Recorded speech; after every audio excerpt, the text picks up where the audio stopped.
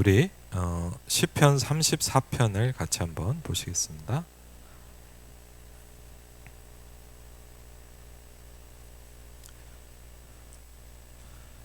시편 34편 1절부터 22절까지요. 우리 같이 한번 읽고요. 오늘은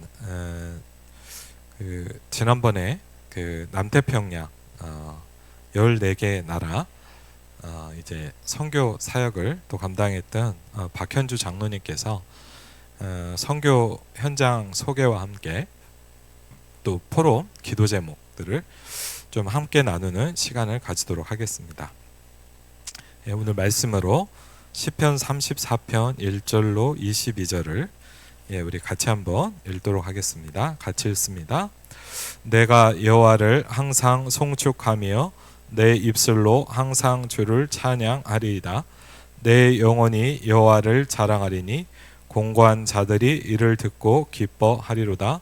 나와 함께 여호와를 광대하시다 하며 함께 그의 이름을 높이세. 내가 여호와께 간구하매 내게 응답하시고 내 모든 두려움에서 나를 건지셨도다. 그들이 주를 앙망하고 광채를 내었으니 그들의 얼굴은 부끄럽지 아니하리로다.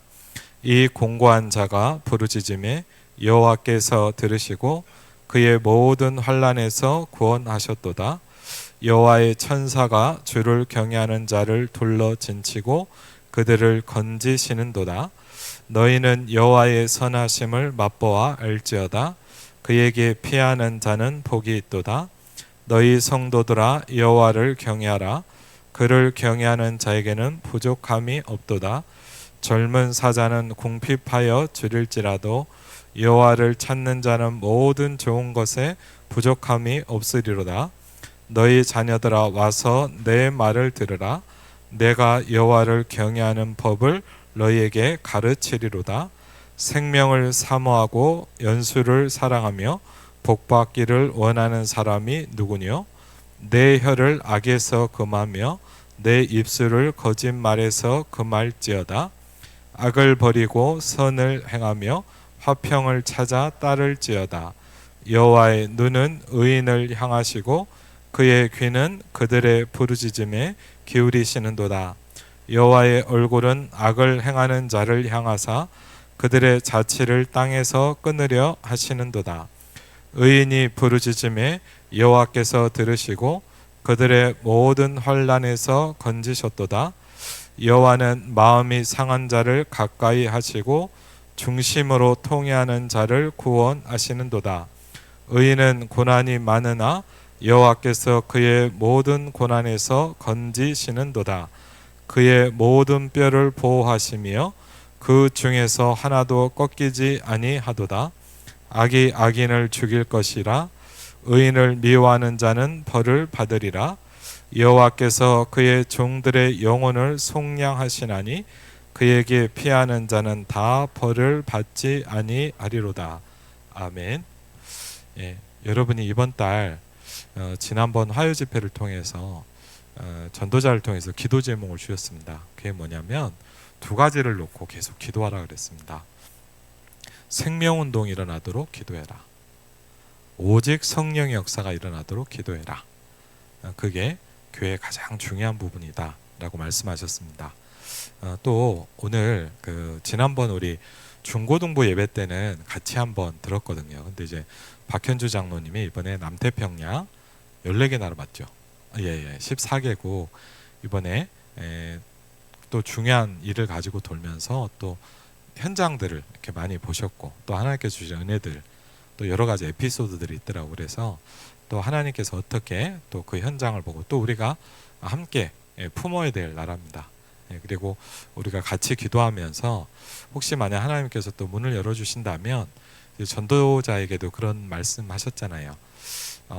남태평양 14개 나라 인재를 초청해라 그런 말씀 주셔서 저희도 지금 기도로 준비하면서 혹시 남태평양인 렘넌트를 한 명이라도 우리 교회가 한 명 초청하면 어떨까 이걸 놓고 좀 기도하고 있거든요. 그래서 하나님께서 문도 여시고 함께 성도들과 함께 마음을 합쳐서 우리가 함께 또 전도자의 또 미션을 같이 붙잡았으면 좋겠습니다.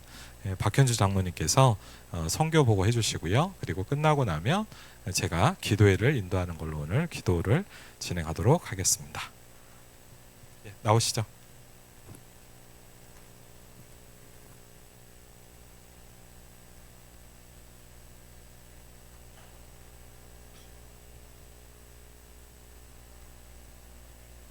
우선 이렇게 포럼할 수 있도록 시간을 허락해 주셔서 감사를 드립니다.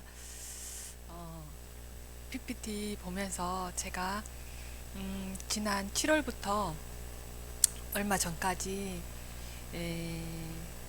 하나님의 은혜로 많은 나라들을 다녀왔는데 그것에 대해서 잠깐 제가 보고 느낀 것들을 말씀드리겠습니다.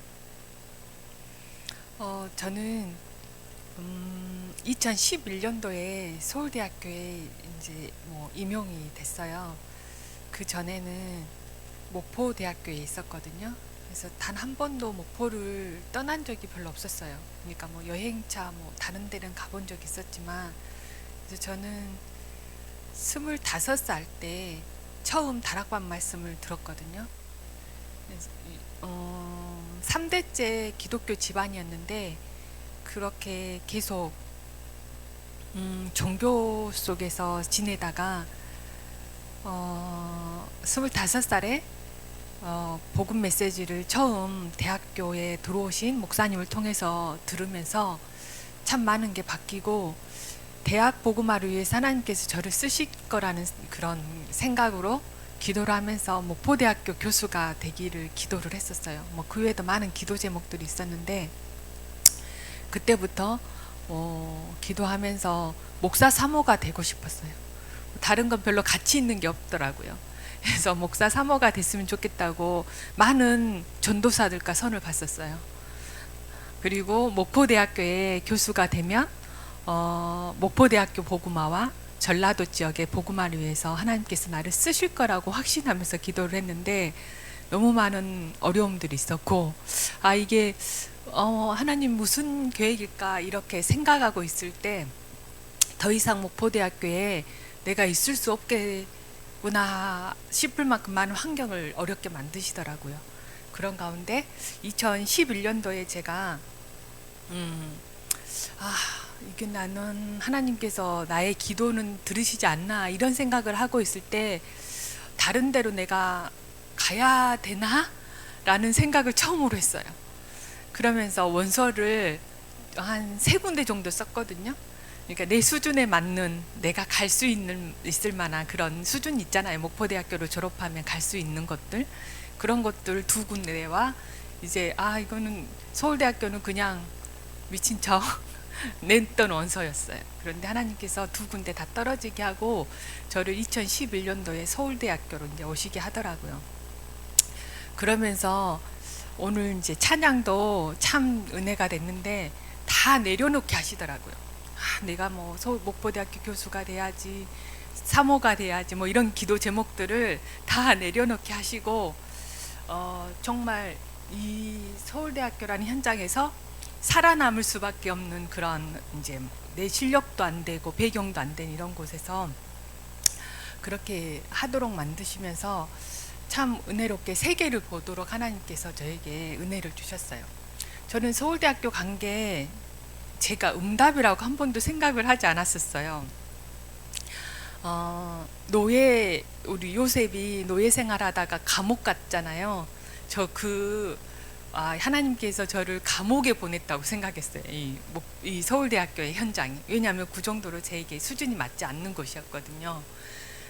서울대학교에 맨 처음에 면접을 하러 갔더니 저를 이제 함께했던 이제 한무영 교수님이 면접을 이제 한 5분이 면접을 보는데 저한테 그런 질문 하더라고요. 너가 전공한 걸 가지고 세계에서 몇 명이나 사람을 살릴 수 있을 것 같냐라는 질문을 해서 저 그분이 다락방인 줄 알았어요.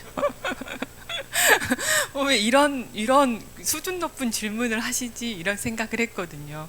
그랬더니 제가 아무 말 하지 않고 있었는데 대답을 할 수는 없었어요. 그때 이거 무슨 질문일까 의도를 잘 몰랐었거든요. 그런데 빗물을 얘기하려고 그러시더라고요. 이런 뭐 흡착이니 뭐 정수기니 이런 거 가지고는 사람들을 살릴 수 없다. 그런 건 돈 있는 사람들이 쓰는 거다. 그래서 돈이 없고 정말 어려운 사람들은 깨끗한 물을 마시려면 빗물을 이용해야 된다. 이런 얘기를 하시려고 해서 빗물을 전도를 하시더라고요. 그러면서 많은 나라들을 다니게 됐어요. 한 번도 저는 지금까지 미국이나 뭐 캐나다나 이런 좋은 나라는 다닌 적이 가본 적도 없어요. 하나님이 저에게는 아프리카나 동남아나 또 이번에 남태평양 나라 갔는데 그런 나라를 다니게 하시더라고요. 저 이쪽을 클릭을 한번 해주셔야 돼. 이 마우스가 먹을 것 같은데 선생님, 예. 저 이거 하면서 전 세계 나라에 대해서 좀 공부를 하게 됐어요. 우리는 237개 나라, 뭐 5천 종족 복음화를 얘기를 하는데 전체 나라를 세는 기준이 정말 다양하더라고요. 그래서 그리고 이번에 제가 그 엑스포에 관해서 이렇게 얘기를 하려고 세계를 다녔었는데 이런 투표를 하는 일들이 너무 많더라고요. 그리고 우리 가장 많이 유명한 게 월드컵 개최국 이렇게 상대할 때는 211개국이 이렇게 거수라고 하거든요. 지금 부저를 눌러서 이렇게 투표를 하는데 어느 나라가 개최하면 좋겠냐. 1번 뭐 한국, 그러면 한국 딱 손들었을 때 이제 가반수가 넘으면 우리나라에서 월드컵을 개최하고 이런 거더라고요. 올림픽도 마찬가지고 그래서 우리 평창 올림픽도 했었는데요. 우리가 얘기하는 237 나라는 이렇게 지도에 세계 지도에 표시되어 있는 나라가 237개국이었고요. 유엔에서는 193개국이 나라로 등록되어 있어서 이렇게 거수를 하는 거예요. 이번에 러시아와 뭐 우크라이나가 전쟁이 일어났는데 뭐 이 전쟁에서 뭐 무엇을 의견을 이렇게 지원하자 우크라이나 이런 걸 얘기할 때 거수를 하는 거거든요. 그래서 이 거수 나라들이 이 193개국 나라가 손을 들어서 뭔가를 결정을 하는 그런 일들이 정말 많더라고요. 매 해마다 있는데요. 이런 것도 알게 됐고 제가 이번에 인도받았던 건 세계 박람회라는 거였는데 저는 이거의 진정한 승자는 프랑스라는 생각이 들었어요. 이번 다니면서 이 개최국을 선정하는 나라가 프랑스예요. 프랑스 파리에 그 나라가 있어서 해마다 182개국의 나라에 정상들이 모이고 투표자들이 모여서 정말 뭔가 그 잉여 그 경제적인 발전과 그리고 파리를 알리는 거, 프랑스를 알리는 거 이런 것들이 해마다 이루어지고 있는 걸 봤거든요. 그래서 진정한 승자는 프랑스라는 생각이 들었는데 우리나라도 1993년도에 대전 엑스포 했었죠. 제가 93학번이거든요. 이때 있었는데 그리고 얼마 전에 벌써 10년 넘었는데 2012년도에 이호수 엑스포가 있었어요. 근데 이 엑스포는 약간 뭐랄까 박람회 인정 엑스포라고 해서 규모가 2분의 1 정도 규모예요. 이번에 저희가 이제 유치하려고 했던 부산 엑스포는 박람회 등록 엑스포라고 해서 6개월 정도 진행이 되는데요. 요수 엑스포 같은 경우는 우리나라에서 돈을 들여서 그 엑스포를 다 꾸미고 만들고 이런 돈 다 우리나라 돈이었거든요. 그런데 등록 박람회는 우리나라에서 부지만 제공해요. 그러면은 모든 나라에서 자기들이 홍보하고 싶은 부스를 자기들 돈으로 만들거든요.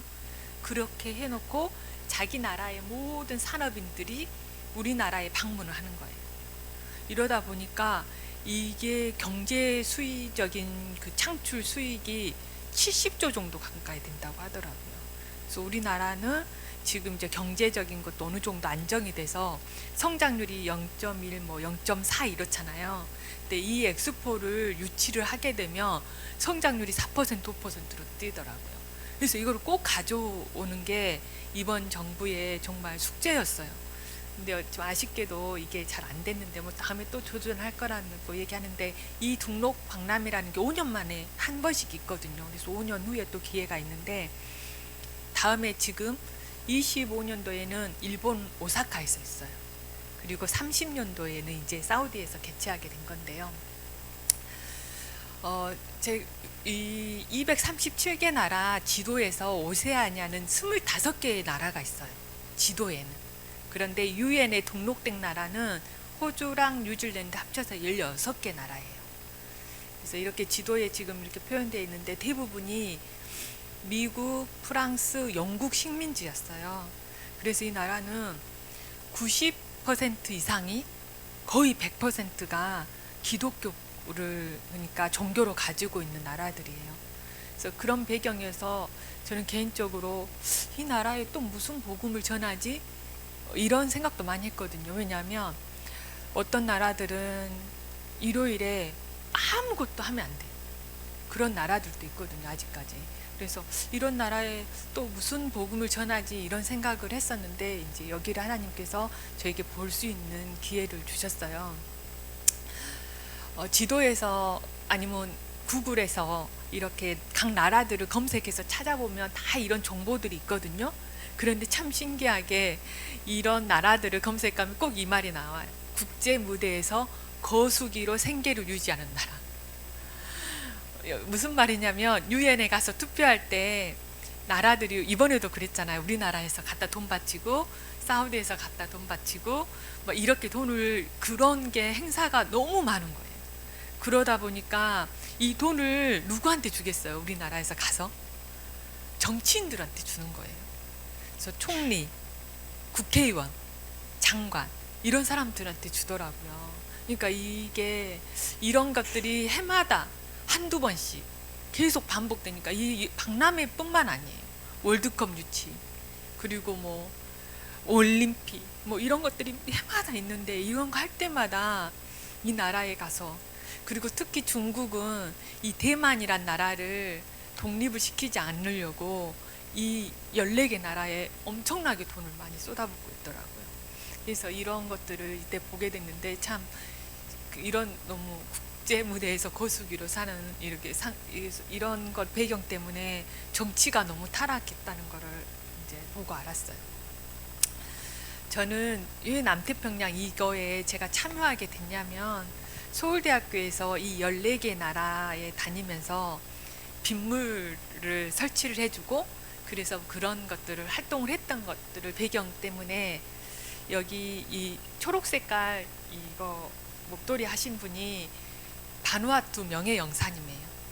부산에 우리 임마누엘 교회 다니시는 분인데 이분 이제 바누아투 명예영사고 뉴질랜드 김동우 선교사님과 한 팀이 돼서 바누아투 일을 열심히 하셨더라고요. 그래서 부산에서 정말 영향력 있는 분이었어요. 지금도 그렇고 그래서 이분이 이제 이런 엑스포에 도움을 주면 좋겠다 해서 이렇게 세 분이서 팀이 돼서 시작을 했어요. 그러면서 이제 저를 이런 다락방에 서울대학교에 이런 사람이 있어서 같이 하면 좋겠다 정도로 참여를 했고요. 그래서 저는 실제 이 나라들을 방문하는 일이 저의 일은 아니었어요. 저는 그냥 그분들이 방문하고 오면 보고서 작성하고 이게 페이퍼 만들어서 제출하고 이런 게 저 일이었거든요. 그런데 어떤 우여곡절 끝에 저도 이제 이런 직접 이 14개 나라를 다니는 일들을 하게 됐는데 그 전에 이제 저의 배경을 잠깐 말씀드리면 저의 고향이 저기 신안군 홍도라는 곳이에요. 홍도는 목포에서 지금은 2시간 반 정도의 백길로 가는 곳이거든요. 2시간 반 정도 걸리는데 제가 어렸을 때는 7시간 걸렸어요. 그리고 이곳에 이 교회가 하나 있는데 성결교단에서 이제 선교를 해서 만든 교회예요. 그래서 저희 부모님 그리고 저희 부모님의 부모님 할아버지 때 교회가 생기기 전에 저희 집에서 맨 처음 예배를 시작하고 이제 그 선교사님들이 오셔서 이 교회를 세웠다고 하더라고요. 근데 지금은 이제 종교화돼서 저희 집도 마찬가지로 되게 힘든 그런 종교 생활을 하고 있는데 이런 여기에서 이렇게 해서 저는 이 홍도교회에서 유년 시절을 다 보냈어요. 초등학교까지 여기서 졸업을 하고 이제 중학교가 없어서 목포를 나왔거든요. 그래서 여기 홍도에서 가장 가까운 도시가 목포예요. 그래서 목포에 가면 거의 성공한 거고, 목포대학교를 다니면은 제일 잘 대학을 간 거였거든요, 제가. 그래서 저는 그곳에서 별로 부족함도 없었고, 제가 가장 뭐 잘났다고 보다는 그냥 괜찮게 지낸다는 생각을 했었어요. 예, 중학교 1학년 때 맨 처음 자동차를 봤어요. 바퀴가 4개 달린 차를 진짜로 본 거는 중학교 1학년 때 처음이에요. 그러니까 되게 이런 시골에서 살다가 목포에 나오니까 전 더 이상 바랄 게 없었어요. 그래서 목포에서 목포대학교 교수가 되면 대통령 된 것만큼 크게 성공한 거거든요. 그래서 더 이상 바랄 것이 없는 이런 곳에서 지냈는데, 제가 이 홍도의 교회에 있을 때 이 목포에 있는 성결교단에서 여름마다 들어와서 여름 성경학교를 해줬어요. 저희는 노트도 뭐 살 수 있는 가게도 없거든요. 그러면 그런 노트들 많이 바리바리 싸가지고 와서 선물로 나눠주고 과자 나눠주고 이런 것들을 지금도 생각나는데, 중앙 성결교회, 북항 성결교회, 북교동 성결교회, 상락 성결교회, 이런 교회들이 돌아가면서 왔었어요. 그래서 이런 걸 제가 유년 시절에 이번에 이 14개 섬나라를 돌면서 이때 생각이 좀 나더라고요. 그래서 이제 서울대학교에 와서 제가 얼마나 배경이 없는 사람인 거를 또 뼈저리게 느껴서 자랑할 게 하나도 없구나, 이걸 느꼈었거든요. 그래서 이런 배경, 너무나 제가 자란 곳이랑 똑같았어요, 이 나라들이. 통가에 갔더니 우리 홍도도 97% 정도가 기독교인이었거든요. 그리고 교회를 다니지 않으면 왕따였어요. 그래서 교회에 다니지 않는 가정이 한 가정 있었는데, 그 가정은 우리 마을 행사에 저희 참석을 할 수가 없었어요. 그래서 모두가 자연스럽게 다 교회를 다녔는데, 이 14개 섬나라들이 그렇더라고요. 그래서 이 섬나라의 통가도 하나님, 이 왕이 하나님께 이 우리나라를 바치겠다고 이게 흙을 들고 이런 걸 했던 나라더라고요. 그런데 호주에서 바로 가는 직항이 있어요, 비행기가. 그래서 저는 이제 통가는 이번에 처음 가봤는데요. 통가는 정말 뚜렷한 계급 사회였어요.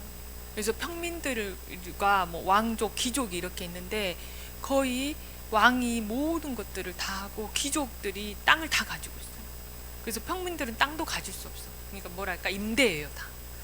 아직도 이런 나라가 있나 싶을 정도였는데, 통가에는 저희 본부에서 파송한 선교사님이 계세요. 이 나라의 인구가 거의 10만이라서 제가 여기에 표시해 놨는데, 경기도 동두천시만한 나라거든요. 그런 나라에 선교사님이 내외가 20년 동안 이곳에서 선교를 하고 계시더라고요.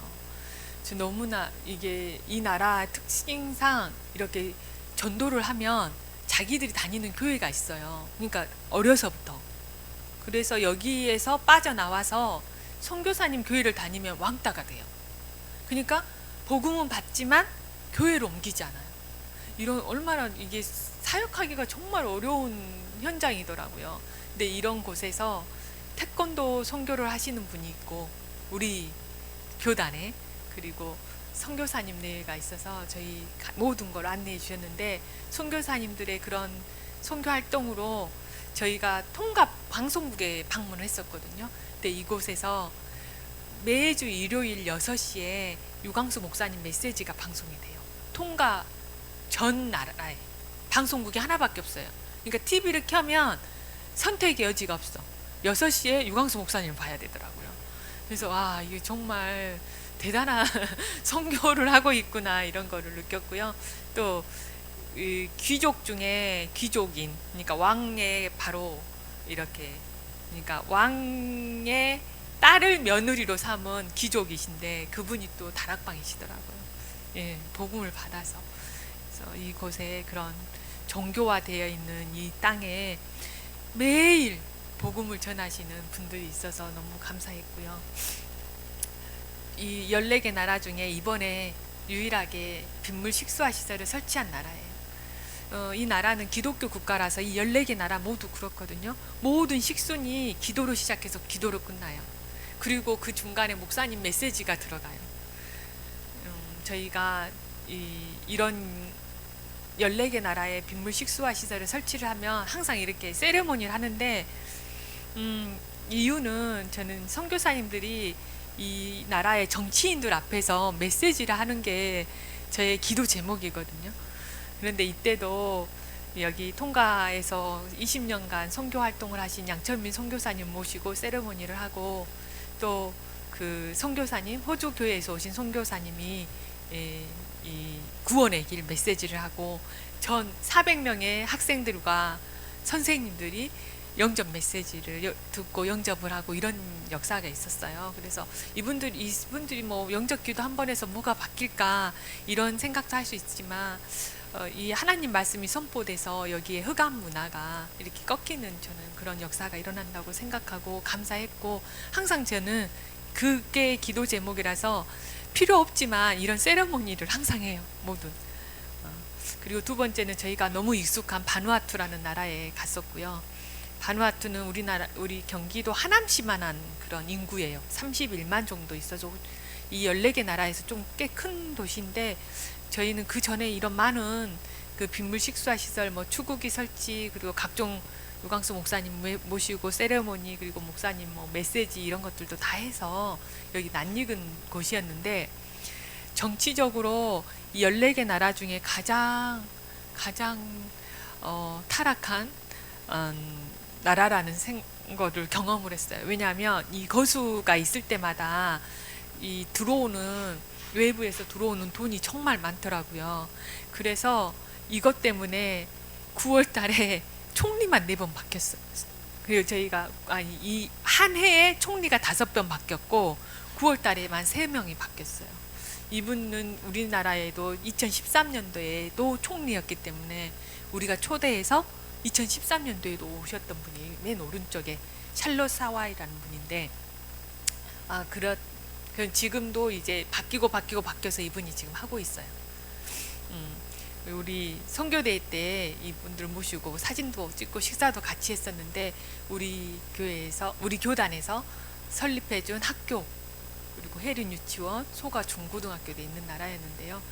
이곳에 30년 넘게 살고 계시는 선교사님 내외가 또 이곳에 계시더라고요.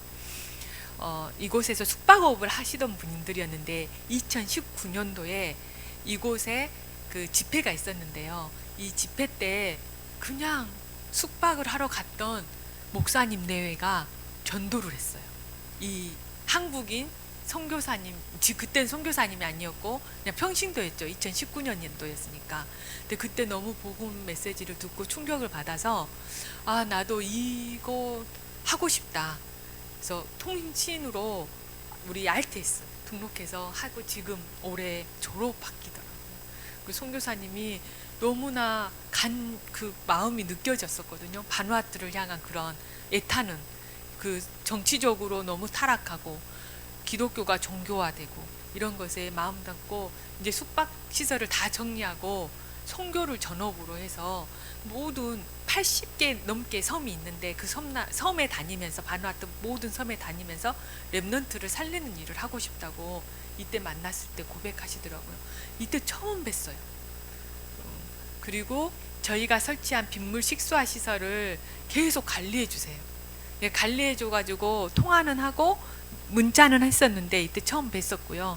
그래서 바누아투 TV라는 그 채널을 가지고 바누아투 소식을 전하고 있으시고요. 그다음에 솔로몬 제도, 우리 지금 70만 넘어서 우리 고양시 일상구보다 약간 큰, 우리가 일상과 60만 정도 되잖아요. 그 정도 규모의 인구를 갖고 있는 나라인데 이 나라도 아직까지 영연방이더라고요.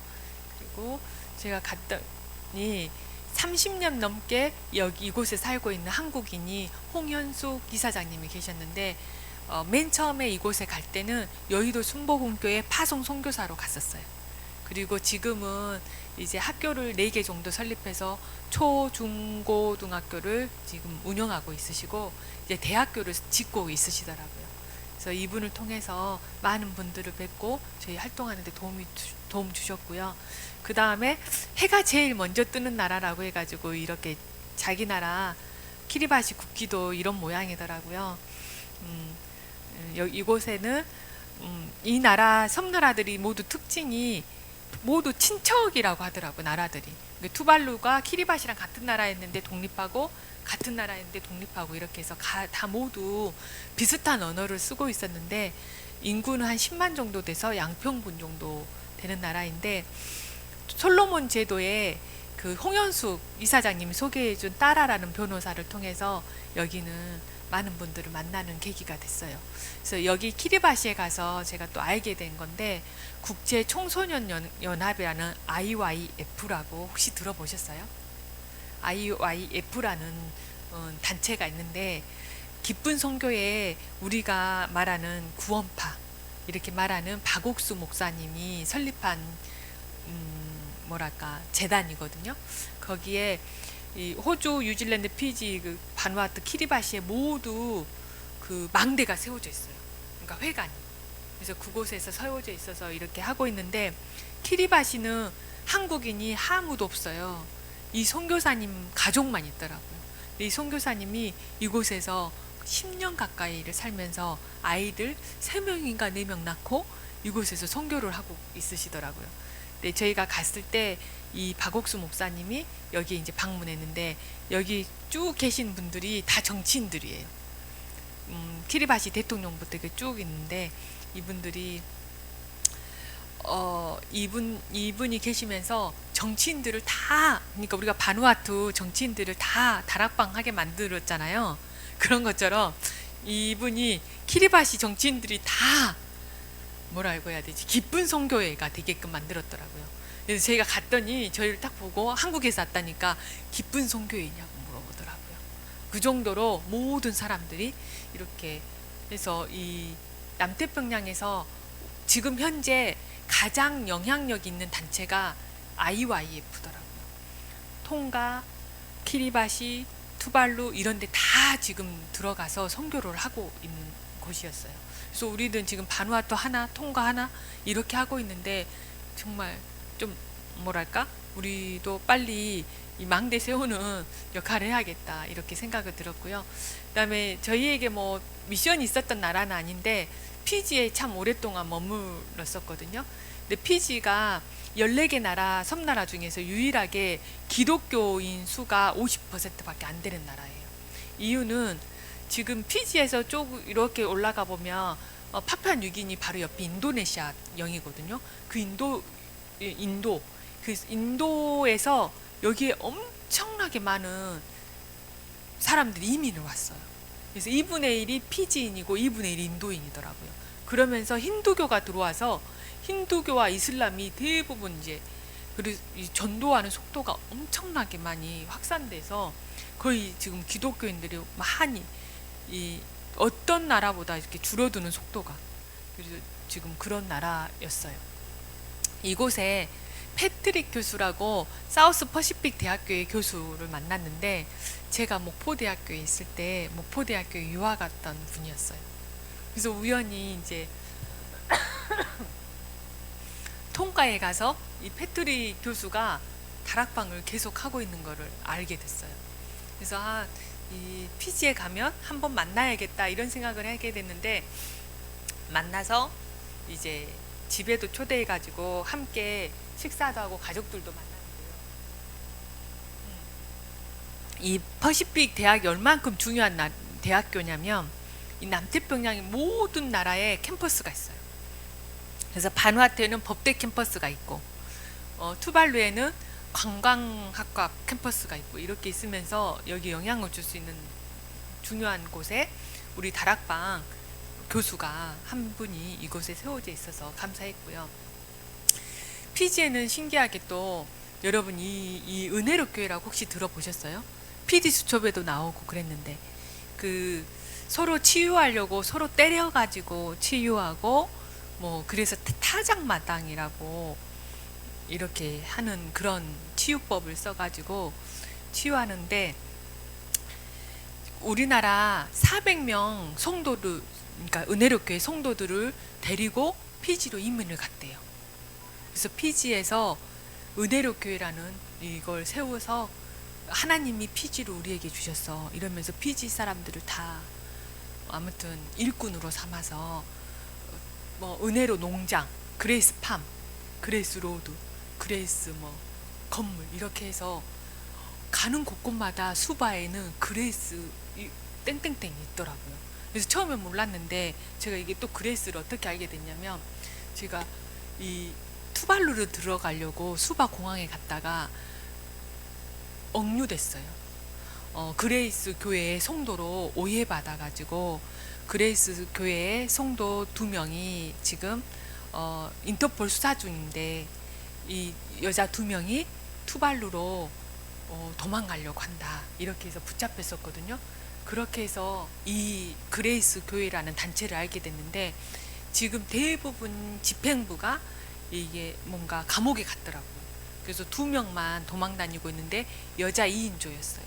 그래서 저희가 이 영사님과 제가 이렇게 2명이서 투발루로 들어가려고 하니까 그 여자 2명이 지금 투발루로 도망가게 그러면서 제가 여기 이 피지에서 한 5일 정도 머물게 됐고 이때 이 패트릭 교수도 만나고 퍼시픽 대학교도 이렇게 알게 되고 같이 또 줌으로 예배드리고 이런 일이 있었고요.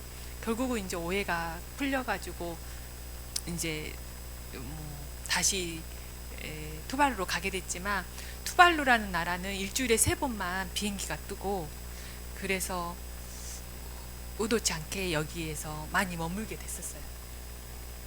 투발루는 이 호주에서 피지로 가서 피지에 난디라는 국제공항이 있거든요. 난디라는 국제공항에서 다시 그 국내선을 타고 수바로 넘어가서 수바에서 비행기를 타고 투발루로 가야 되는데 한 번 비행기를 놓치면은 3일을 기다려야 돼요. 이런 정말 어려운 나라인데 인구는 10,000명이에요. 10,000명밖에 안 되면은 우리 일산 동구의 장항 1동이 10,000명이더라고요. 그러니까 그 정도가 한 나라로 인정받아서 투표를 하는 거예요. 거수. 이번에 한국이 엑스포를 개최하면 돼, 안 돼 이런 것들을. 그러다 보니까 이 나라가 얼마나 정치인들이 총리를 하고 싶겠어요. 그쵸?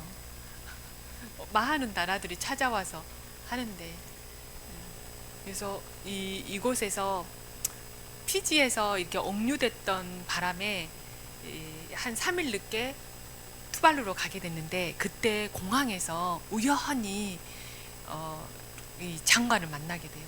이 장관이 이 부산 엑스포 이거 올드 엑스포를 투표하러 파리에 갈 사람이더라고요. 그래서 이때 만나서 얘기해서 파리로 가는 걸 알게 되고 그러면서 이제 만나게 됐는데 우연찮게 온 가족을 다 만나게 됐어요. 그러니까 뭐 알겠죠. 홍도만큼 작은 나라라서 누구야 그러면 누구네 집이요 이렇게 다 서로가 알아. 온 나라 사람들이 다 아는 그런 나라더라고요. 그래서 97%가 투발루 교회를 다녀요. 한 교회. 그래서 한 교회가 이렇게 이 예배당이 작으니까 모두 다 들어와서 예배 못 드리잖아요. 그래서 이쪽 마을에 이 예배당이 있고 조금 더 가면 예배당이 있고 예배당이 5개가 있더라고요. 그래서 자기 집에서 가장 가까운 예배당에 가서 예배를 드리는 거예요. 97%가. 근데 이분도 이제 그 투발루 교회 다니는 거잖아요. 그러면서 우리가 이제 뭐 전도하고 또 메시지 전하니까 지금 너무 그런 감사하고 지금 호주에 있는 그 우리 임마누엘 교회 부산 지교회거든요. 부산 임마누엘 교회 지교회 있는 호주에 있는 교회가 여기 2월 달에 투발루에 처음 전도 캠프를 간다고 하더라고요. 그러면서 이 방금 소개해줬던 그 이에루 장관님을 소개해서 지금 가는데 개인적으로 이 전 지역에 우리 복음 말씀이 선포되고 증거되는 그런 기회가 됐으면 또 저희가 만나고 왔는데 바로 2월 달에 캠프가 들어가서 너무나 감사했고요. 이렇게 해서 연결해서 투표하는 나라인 파리까지 가게 됐고 그곳에서 이렇게 다시 투발루에서 만났던 그런 장관과 가족들이 왔어요. 그래서 이런 모든 여정들을 사우디나 한국이나 이탈리아에서 이거 지원을 하거든요. 그리고 너무나 우리가 많은 나라들 다니면서 우리나라를 투표해줘 이렇게 얘기했잖아요. 그러면은 인간적으로 그렇게 얘기해요. 우리가 이슬람 나라를 어떻게 찍냐. 우리는 이슬람을 찍지 않을 거다. 이슬람 뭐 이런 얘기를 다 하는데 결국은 투표하러 들어가서는 다들 마음이 바뀌었어요. 그래가지고 우리 되게 큰 차이로 우리가 졌잖아요. 근데 비밀 투표라서 사실은 이 나라가 어디를 찍었는지는 모르지만 이제 우리는 개인적으로 이렇게 얘기해 보면 누구를 찍었는지 알 수 있잖아요. 그래서 투발루는 끝까지 의리를 지켜서 우리나라를 찍었어요. 저는 이제 파리에 가서 제가 얼굴을 가린 이유는 혹시 우리 이 내용이 유튜브에 올라가서 다른 사람들이 보게 될까봐 얼굴을 가렸는데요. 이게 다른 나라 대사님들이 우리나라에서 파송한 대사님들이거든요. 근데 대사님들이 다락방을 하고 있으시더라고요. 근데 저희 이제 다락방 어떻게 연결해서 파리에서 만나서 식사도 하고 만났는데 아직도 다락방이라는 걸 얘기를 할 수 없는 그런 위치더라고요. 지금도 다락방이라고 하면 이제 핍박을 받고 오해를 받고 중요한 자리에 있기 어렵고 저는 이제 대사님들을 만나서 처음 그걸 알게 됐어요. 우리는 사실 손해볼 게 없거든요. 내가 다락방이라고 해도 뭐 너 이단이야 이 정도 들으면 끝나는데 어떤 우리 목사님들 진짜 여기 시작할 때 목숨 내놓고 시작했다고 말씀하시잖아요.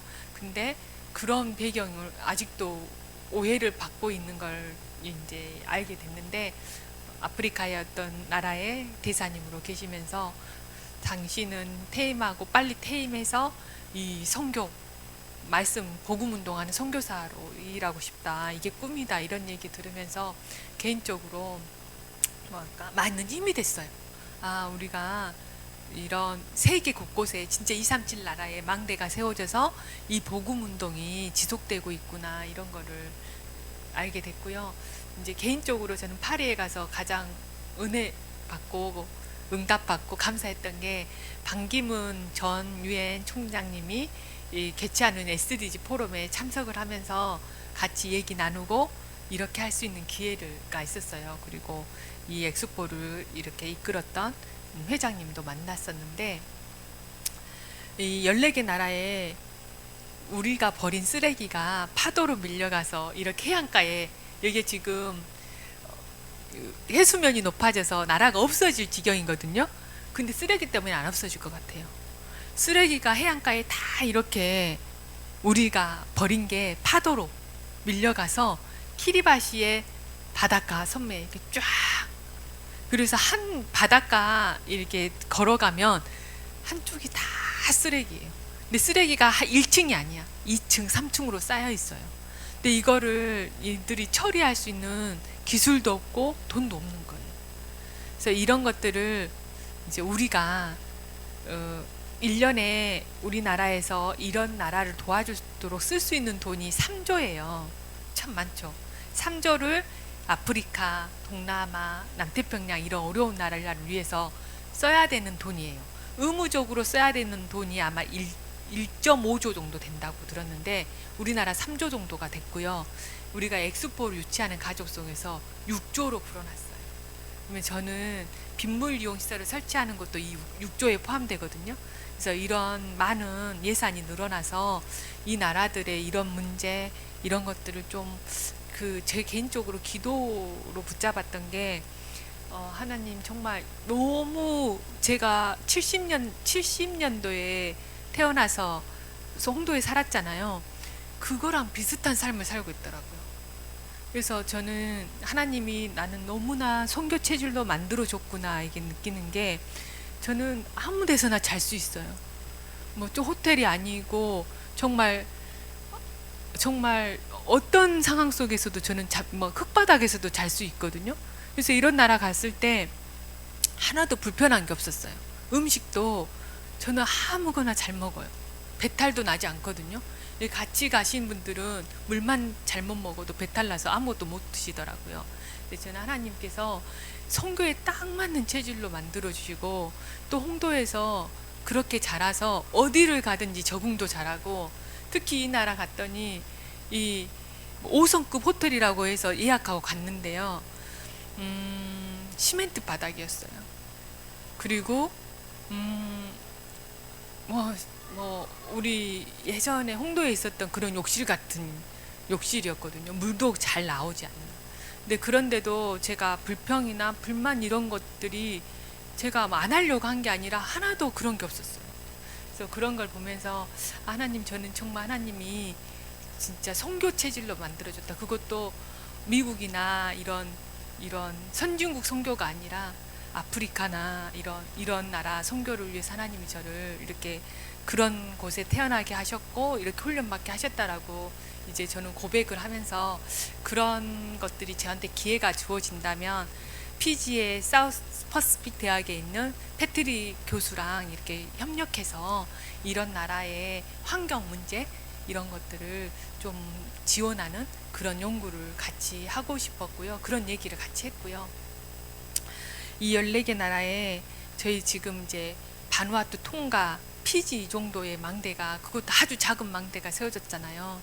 근데 여기 14개 나라 가보면 이 나라를 꽉 잡고 있는 두 가지를 볼 수 있어요. 하나는 중국 상인들이에요.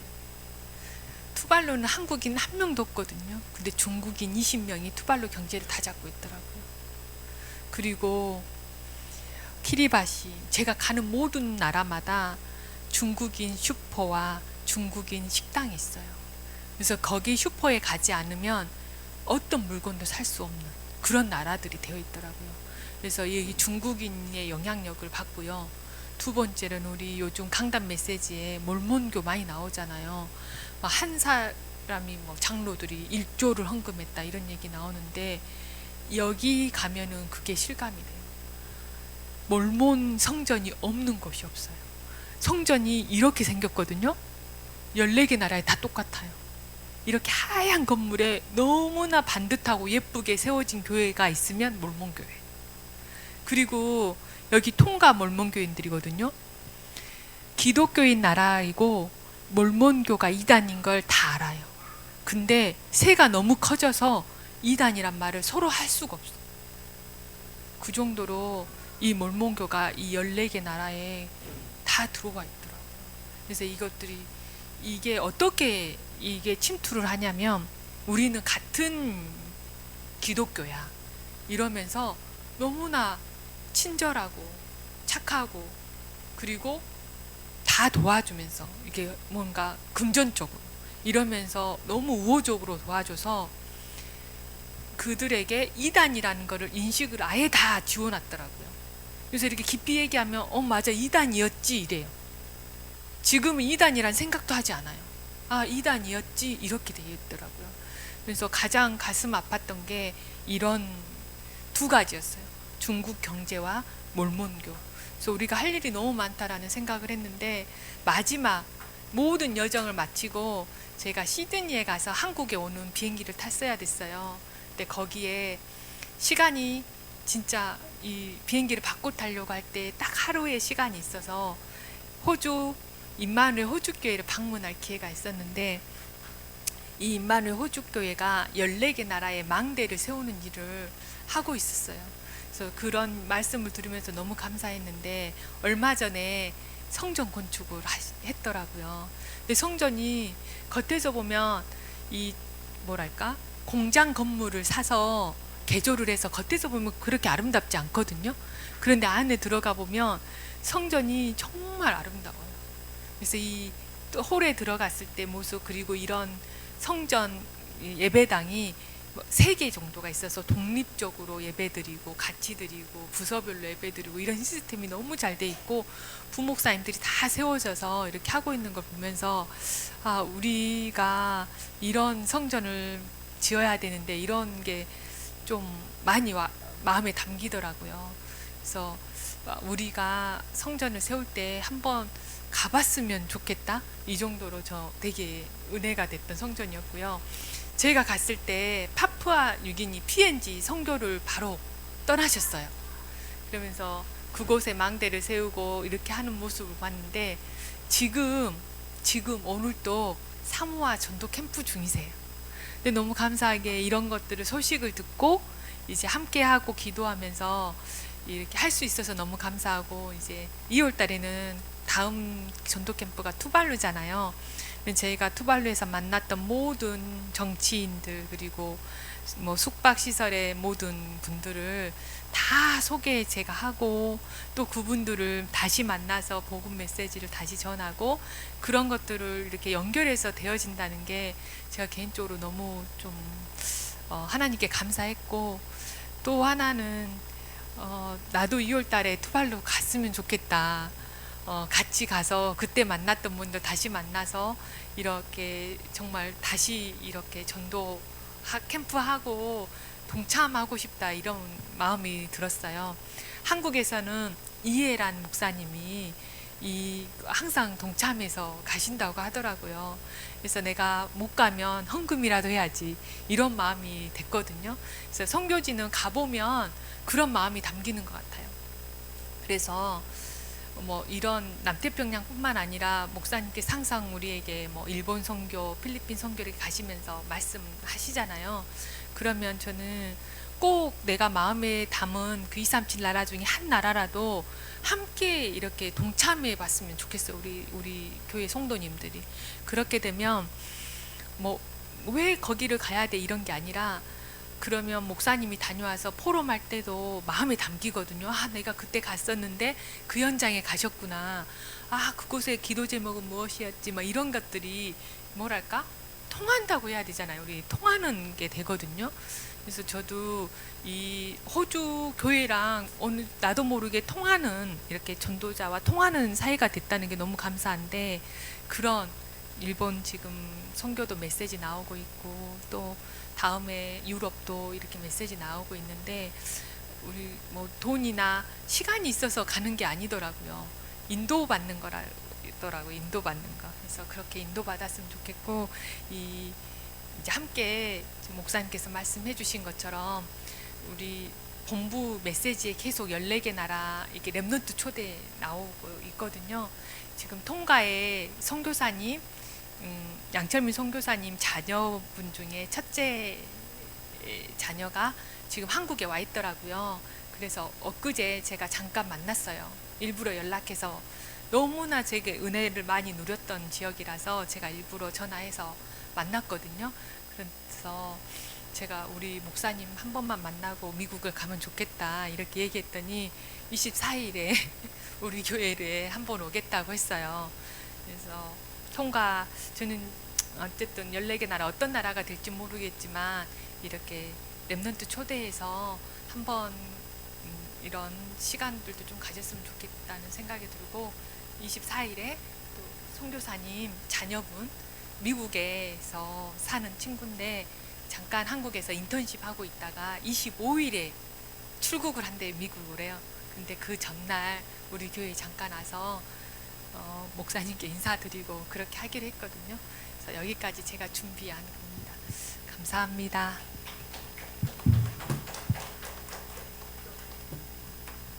이제 기도하겠습니다. 하나님, 창세전에 저희를 하나님 자녀로 택하시고 237 나라를 5천 종족을 복음화하기 위해 우리를 전도자로 세우시고 부르신 은혜에 감사를 드립니다.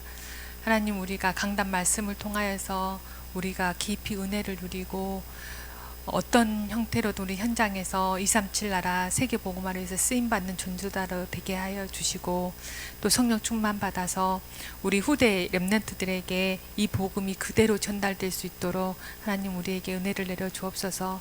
특별히 오늘 14개 나라의 말씀을 가지고 포럼할 수 있도록 인도하여 주신 은혜를 감사를 드립니다. 이 말씀이 또 오늘 나는 포럼을 통하여서 이 14개 나라에 망대가 세워지고 복음이 전파되는 역사가 일어나길 간절히 소망합니다. 하나님께서 이 나라에 함께하여 주시고 역사해 주실 줄 믿사오며 예수님의 이름으로 기도합니다.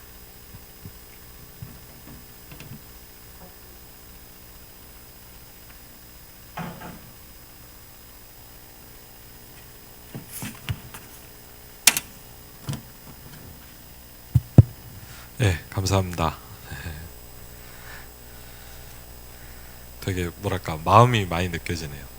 그 현장에 저도 가보진 않았는데, 근데 보니까 이렇게 아마